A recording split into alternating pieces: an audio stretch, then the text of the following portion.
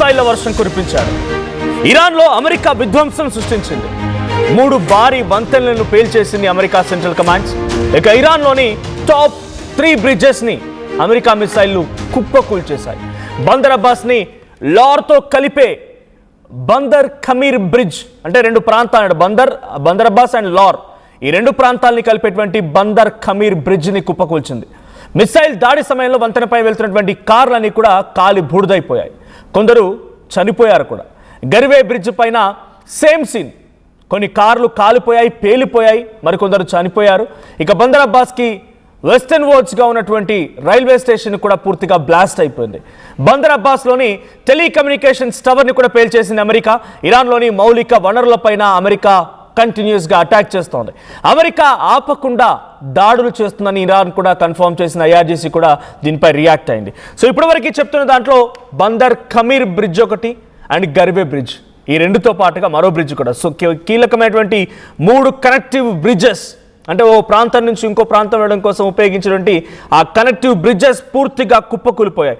Last 48 అవర్స్గా, అంటే సుమారుగా నిన్న ఇవాళ 2-3 రోజులుగా జరుగుతున్నటువంటి దాడులకు సంబంధించి ఒక్కసారి మీకు వివరించే ప్రయత్నం చేస్తాను. So Bandar Abbas the main target and Qeshm mainland, ఆ తర్వాత స్ట్రైట్ ఆఫ్ హార్ముజ్ ఉన్నటువంటి మెనీ లాజిస్టిక్స్, అంటే సుమారుగా ఉన్నటువంటి కోస్టల్ ఏరియా బేసెస్ కానీ, రాడార్ సిస్టమ్స్ కానీ, ఎయిర్ డిఫెన్స్ సిస్టమ్స్ కానీ. సో మీకు తెలుసు ఇరాన్ మొన్నటికి మొన్న ఖతార్ పైన అండ్ ఇటు ఓమన్ సమీపంగా ఉన్నటువంటి కొన్ని నౌకలను కూడా పేల్చేసింది. బహ్రాన్పై అటాక్ చేసింది, కువైట్పై అటాక్ చేసింది. అటాక్ జరుగుతున్న తరుణంలో అమెరికా వార్నింగ్ కూడా ఇస్తూ వస్తుంది. అమెరికా డొనాల్డ్ ట్రంప్ వార్నింగ్ ఇస్తూ ఉన్నాడు, ఏ క్షణమైన భయంకరమైన యుద్ధం మొదలవుతుందని చెప్పుకొచ్చాడు. సో నేను యుద్ధాన్ని కోరుకోవడం లేదు, కానీ వాళ్ళు చర్చలకు కనుక నిరాకరిస్తే నేను యుద్ధం చేస్తానని చెప్పి డొనాల్డ్ ట్రంప్ వార్నింగ్ ఇస్తూ వచ్చాడు. అందులో భాగంగానే చర్చలన్నీ కూడా బుట్టదాఖలైపోయాయి. చర్చలు లేవు, ఏమీ లేవు. ఇప్పుడంతా జరుగుతుంది మళ్ళీ యుద్ధమే. ఓవైపు ఇజ్రాయెల్ లెబనాన్పై అటాక్ చేయడం, ఇజ్రాయెల్ సిరియాలపై అటాక్ చేయడం, నిన్న సౌదీ 2 రోజుల క్రితం సౌదీ యెమెన్స్పై అటాక్ చేయడం, సనా ఇంటర్నేషనల్ ఎయిర్పోర్ట్ పైన యెమెన్స్ దాన్ని తిరిగి తిప్పికొట్ల భాగంగా సౌదీని ఎయిర్పోర్ట్ని పేల్చివేయడం, ఇవన్నీ జరుగుతూ ఉన్నాయి.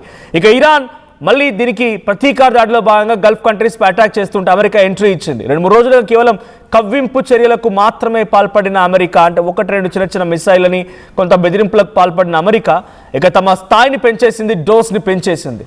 సో నిన్న మీరు చూస్తూ ఉంటారు, ఇరాన్లో ఉన్నటువంటి ఓ క్యాన్సర్ హాస్పిటల్ కూడా ఈ భయంకరమైనటువంటి మిసైల్ దాడితో వణికిపోయిందట. చిన్నపిల్లల క్యాన్సర్ హాస్పిటల్.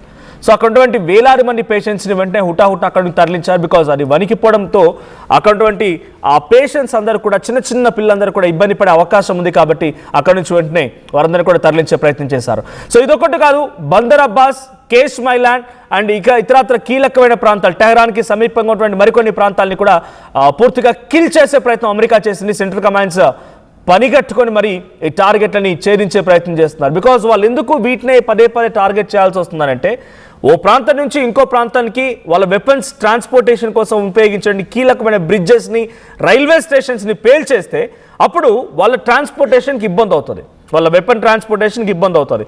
దానికి తోడు ఇక్కడ కొన్ని షిప్పింగ్ హార్బర్ల పైన, కోస్టల్ ఏరియా వెంటున్నటువంటి కోస్టల్ ఎయిర్ బేసెస్ పైన, లేకపోతే ఆర్మీ క్యాంప్స్ పైన, IRGC command and central camps పైన, ఇంక ఇతరత్ర air bases, radar system, air defence సిస్టమ్పై అటాక్ చేస్తే వాళ్ళు తిరిగి ఎదుర్కోలేరు. అంటే అమెరికా నుంచి వచ్చే మిసైల్ని ఎదుర్కోవడంలో ఇరాన్ విఫలం అవడానికి కోస్టల్ ఏరియా వెంటున్నటువంటి ఎయిర్ డిఫెన్స్ సిస్టమ్స్ని కిల్ చేస్తున్నారు. మరోవైపు అటువైపు అటాక్ చేయడానికి ఉపయోగం లేకుండా, వెపన్స్ ట్రాన్స్పోర్టేషన్ కోసం ఉపయోగం లేకుండా అటువైపు వెళ్ళేటువంటి ట్రాన్స్పోర్టేషన్ మోడ్ని, అంటే బ్రిడ్జెస్ని కానీ లేకుంటే రైల్వే స్టేషన్స్ని కానీ పేల్చడం మూలంగా మరికొంత విధ్వంసం సృష్టించడానికి అవకాశం ఉంటుంది. సో ఇప్పటివరకు అధికారికంగా ఈ 2 రోజుల్లోనే అక్కడ ఇరాన్ IRGC కమాండెంట్స్ కానీ ఇరాన్ గవర్నమెంట్ అఫీషియల్గా అనౌన్స్ చేసిన ప్రకారంగా 52 మంది చనిపోతే 350 మందికి చాలా తీవ్రంగా గాయాలై కేవలం ఈ 48 అవర్స్ 48 గంటల్లోనే 52 మంది చనిపోయారు. It's not a simple one, చిన్న విషయం ఏం కాదు.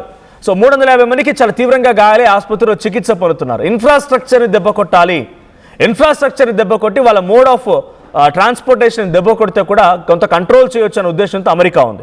సో యాజ్ ఆఫ్ నౌ జరుగుతున్నటువంటి ఈ సిచ్యువేషన్లో బందర్ అబ్బాస్ ప్రైమరీ టార్గెట్స్ ఏంటి? బందర్ అబ్బాస్ దగ్గర అంటే IRGC నావీ ఫెసిలిటీస్ కానీ, మిసైల్ స్టోరేజ్ డిపాజిట్స్ కానీ, కోస్టల్ రాడార్ స్టేషన్స్ కానీ, లాజిస్టిక్ వేర్ హౌసెస్ కానీ అండ్ మిలిటరీ డాక్స్ అంటే మిలిటరీ క్యాంప్స్, ఇది బందర్ అబ్బాస్ దగ్గర. కేష్ మైలాండ్ విషయానికి వస్తే కోస్టల్ మిసైల్ బ్యాటరీస్, తర్వాత drone launch positions, IRGC naval installations, anti ship missile sites overlooking the strait of Hormuz.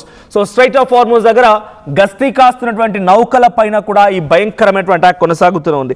ఇక బందర్ కమీర్ సుమారుగా ఇది ఆ బందర్ అబ్బాస్కి 80 కిలోమీటర్ల వెస్ట్ వర్డ్స్లో ఉండేటువంటి ఒక బ్రిడ్జ్ ఇది. సో దీని ద్వారా ఏం చేయగలుగున్నారు, ఏం సాధించాలనుకున్నారు వాళ్ళు, ఏం టార్గెట్ చేశారంటే మిలిటరీ ఇన్ఫ్రాస్ట్రక్చర్ని ఢీకొట్టడం, తర్వాత లాజిస్టిక్ ఫెసిలిటీస్ అంటే ట్రాన్స్పోర్టేషన్ కోసం ఉపయోగించినటువంటి కీలకమైన స్థావరం ఇది. సో ట్రాన్స్పోర్టేషన్ రూట్స్ని కిల్ చేయడం, అన్ని కిల్ అయిపోయాయి. ఇక ఇర్షాన్హార్ సిస్తాన్ అండ్ బలూచిస్తాన్ ప్రావిన్స్ సంబంధించి ఈ ఇర్షాన్హార్ సో ఎయిర్పోర్ట్ ఫెసిలిటీస్ మొత్తం కూడా కిల్ అయిపోయాయి. రైల్వే ఇన్ఫ్రాస్ట్రక్చర్ పూర్తిగా ధ్వంసం అయిపోయింది. మిలిటరీ లాజిస్టిక్స్ని ధ్వంసం చేశారు. ఇక టెహరాన్ సమీపంగా మిలిటరీ కమాండ్ అండ్ ఫెసిలిటీస్ని, సెక్యూరిటీ ఇన్స్టాలేషన్స్ని ధ్వంసం చేశారు. ఇక సెమ్నాన్ ప్రావిన్స్లో అహ్వాజ్లో వరుసగా దాడులు జరుగుతున్నాయి. సో అహ్వాజ్ అనేటువంటి ఈ ప్రాంతంలోనే చిల్డ్రన్స్ క్యాన్సర్ హాస్పిటల్ పక్కనే ఒక బిగ్గెస్ట్ అటాక్ జరగడంతో ఆ అటాక్ కారణంగా ఇంటెన్షన్గానే టార్గెట్ చేశారు హాస్పిటల్ అని భావించి ఆ హాస్పిటల్ ఒకసారిగా వణికిపోయిందంట. వెంటనే వైద్యులు మేనేజ్మెంట్ అలర్ట్ అయిపోయి ఆ పిల్లలందరినీ కూడా వేరే ఒక ప్రాంతానికి తరలిస్తున్నారు. So from where the attacks were launch, అసలు అటాక్స్ ఎక్కడి నుంచి జరుగుతున్నాయంటే యుఎస్ఎస్ థామస్ హండర్ అరేబియన్ గల్ఫ్ ఆఫ్ ఒమన్ నుంచి, ఆ గల్ఫ్ ఆఫ్ ఒమన్ అంటే ఒమన్ ప్రాంతంలో కూడా ఎయిర్ బేస్ ఉంది అమెరికాకి. సో అక్కడ దాన్ని యుఎస్ఎస్ థామస్ హండర్ అని పిలుస్తూ ఉంటారు.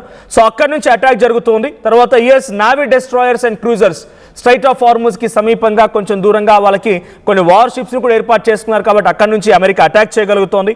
US air force aircraft, so Al Udeid air base ఖతార్లో ఉంది. తర్వాత డియోగ్రాసియా ఇండియన్ ఓషన్ దగ్గర ఉన్నటువంటి ఒక కీలకమైన ఐలాండ్, అక్కడ నుంచి అటాక్ చేస్తోంది. సో అదర్ అన్డిస్క్లోజ్ రీజనల్ ప్లేసెస్ ఎక్కడి నుంచి అటాక్ చేస్తుందో కొన్ని కీలకమైన ప్రాంతాలు డిస్క్లోజ్ చేయకపోయినా కూడా ప్రధానంగా ఖతార్ నుంచి, డియోగ్రాసియా ఇండోనేషియాలో ఉన్నటువంటి చిన్న ఐలాండ్ అది, అక్కడి నుంచి తర్వాత ఇతరత్ర కీలకమైనటువంటి గల్ఫ్ కంట్రీస్లో ఉన్నటువంటి ఓమన్ నుంచి ఒక ఎయిర్ బేస్, అక్కడ నుంచి అటాక్స్ జరుగుతూ ఉన్నాయి. సో స్ట్రైట్ ఆఫ్ హార్మూజ్ దగ్గర నుంచి బందర్ అబ్బాస్ కనెక్టివిటీ క్లోజ్ అయిపోయింది. బందర్ అబ్బాస్ నుంచి కేష్మ్ ఐలాండ్ పై అటాక్ జరిగింది. అక్కడ నుంచి బందర్ కమీర్ ఆ ప్రాంతానికి వెళ్ళేటువంటి ఆ బ్రిడ్జ్ కొలాప్స్ అయిపోయింది. అహ్వాజ్ ప్రాంతంపై అటాక్ జరిగాయి, సెమ్నాన్ ప్రాంతంపై అటాక్ జరిగాయి, టెహరాన్పై అటాక్ జరిగింది. ఈ కీలకమైన ఇన్ఫ్రాస్ట్రక్చర్ని డిస్ట్రాయ్ చేయడమే ప్రధాన లక్ష్యంగా పెట్టుకున్న అమెరికా ఇక భయంకరమైనటువంటి దాడులతో కొనసాగే అవకాశం ఉంది. కర్గ్ ఐలాండ్ అండ్ పికాక్స్ పర్వతాల్లోని సొరంగాల్లో దాచినటువంటి యురేనియం కోసం ఈ అటాక్స్ జరుపుతున్నట్టు తెలుస్తోంది. సో ఇంకో కీలకమైనటువంటి విషయం ఏంటంటే యురేనియం అంటే మేము వెనక్కి ఇవ్వడానికి సిద్ధంగా ఉన్నామని అమెరికా చెప్పుకొచ్చింది. ఇరాన్ చెప్పుకొచ్చింది they are ready to give back. దాన్ని శుద్ధి చేసినటువంటి యురేనియాన్ని తిరిగి వెనక్కి ఇవ్వడానికి ఇరాన్ అంగీకరించిన అమెరికాతో ఆ తర్వాత జరిగే చర్చల నేపథ్యంలో కొంతగా దాన్ని డిఫ్యూజ్ చేయడం కానీ లేదంటే తిరిగి ఇవ్వడం లాంటివి జరిగే. తిరిగి ఇవ్వడం సెన్స్ దాన్ని డిఫ్యూజ్ చేయడమే, దాన్ని ఉపయోగం లేకుండా డిఫ్యూజ్ చేయడమే మెయిన్ టార్గెట్ అమెరికాది. అలా సిద్ధపడినా కూడా ఈ చర్చలు జరగడం లేదు కాబట్టి వాళ్ళు యురేనియం శుద్ధి చేస్తూ ఇంకా కొనసాగిస్తున్నారు. ఏ సమయమైనా అమెరికా మాపై బిగ్గెస్ట్ అటాక్ చేసే అవకాశం ఉంది కాబట్టి ఇరాన్ అలర్ట్ అవుతోంది. ఈ అలర్ట్నెస్ని అమెరికా థ్రెట్గా భావిస్తోంది. అందుకే వరుసగా అటాకులు జరుగుతూనే ఉన్నాయి. సో నిన్న జరిగినటువంటి అటాక్ సంబంధించి ఒకసారి విజువల్ చూద్దాం. ఎక్కడెక్కడ ఎటువంటి అటాక్స్ జరిగాయి. బందర్ అబ్బాస్ అండ్ బందర్ కమీర్ బ్రిడ్జ్ కూల్పోవడం కానీ, అహ్వాజ్, తెహరాన్, సెమ్నన్ ఈ ప్రాంతాలపై అటాక్స్ని అర్ధరాత్రి సమయంలో కొనసాగించిన అమెరికా అటాక్ సంబంధించి ఇరాన్ ఎలా అతలాకుతలమైందో ఆ విజువల్ చూద్దాం.